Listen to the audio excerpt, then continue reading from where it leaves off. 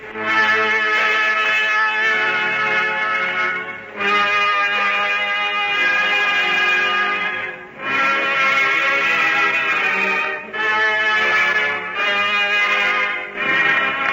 and gentlemen, we now present George Edwards in Dr. Jekyll and Mr. Hyde.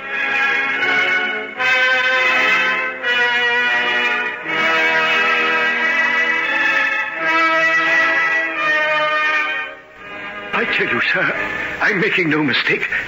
The hideous creature I saw scuttle up the stairs and through the laboratory door was Hyde. I'd know him anywhere.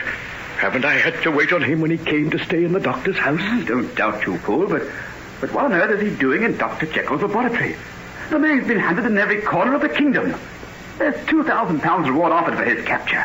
How could Henry Jekyll hide such a creature? I would never have come up here if the need wasn't desperate. Oh, I've been driven half distracted, sir. What with the worry of Dr. Jekyll and the poor people coming ringing at the door asking for him. What poor people? The people from the clinic, sir. They're lost without him, and that's the truth.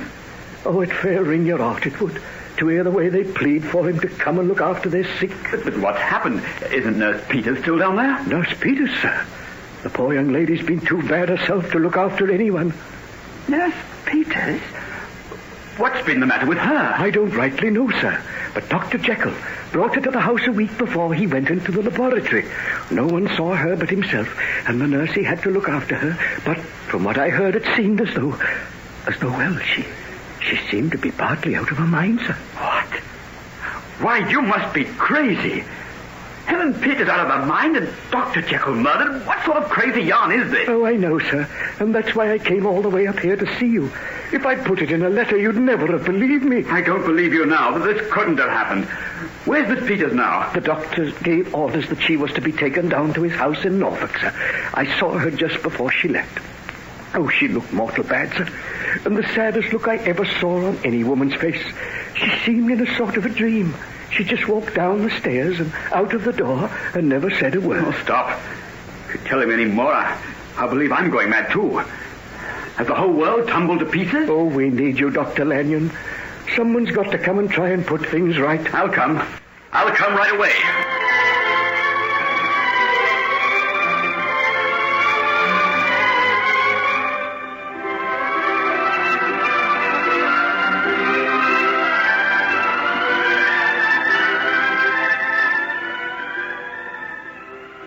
Helen, dear, here's a letter for you. Do you feel well enough to read it? Yes, Mother, I'll read it. That's a good girl. You're looking ever so much better today. A few weeks of this lovely country air should make you quite well again. Do you think so, Mother, dear? I wish I did. Read your letter, and we'll go for a little stroll out in the garden.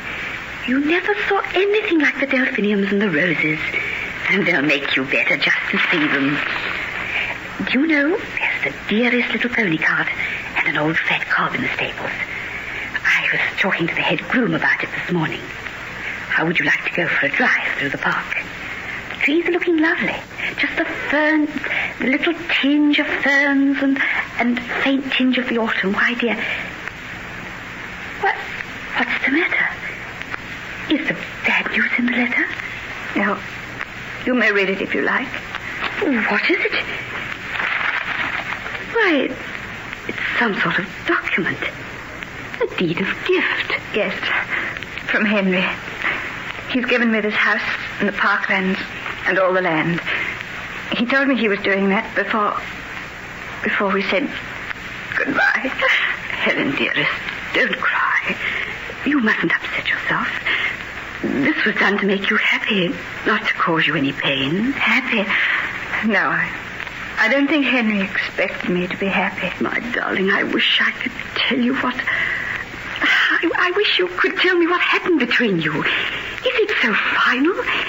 If ever I saw a man with mortal grief on his face, it was Henry Jekyll the morning we left to come down here.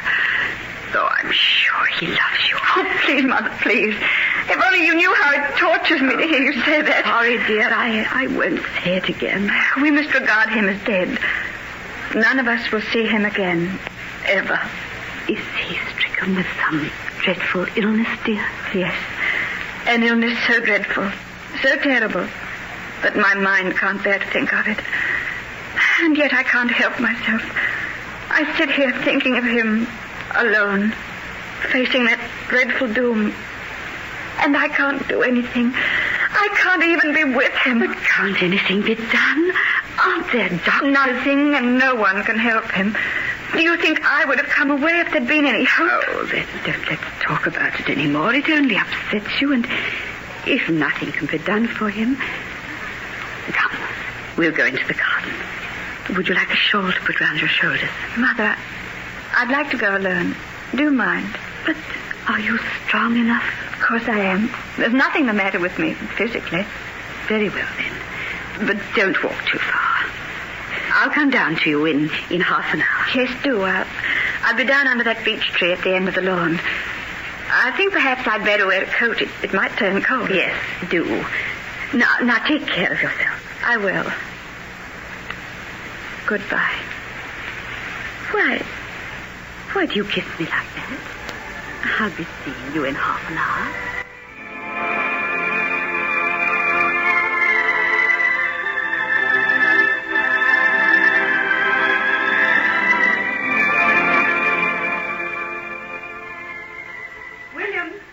Williams, my mother was telling me that you've got a pony cart and cob here that I could drive. Yes, Miss Peters. Do you think I could have it right away? Well, are you going to drive it yourself, miss? Yes. I'm feeling so much better today that I think I'll go down to the village and do a little shopping. How soon can you have it ready? Oh, it won't take a minute, miss. The old cob's in the stable now, and I'll have one of the boys harness him right away. Good, I'll wait. By the way, I can reach the main road by going through that gate over there, can't I? Oh, yes, miss. But there's a better road if you take the one that goes right past the house. No, I'll take this one. I don't want to pass the house. And hurry, will you? I don't want to be too late getting back. Oh, certainly, miss. Bob! Harness old Rory into the pony cart, will you?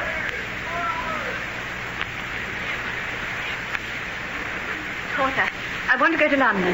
Can you tell me when I can catch a train? Yeah, you're dead lucky, miss. There's one due right now. It'll take you as far as Norwich, and then you'll get the express. Oh. Oh, this is coming up to the crossing now. Want a ticket? Yes, first class, please. Any luggage? No, none. Here's your ticket, then. 11 and 9pence, please. Thank you.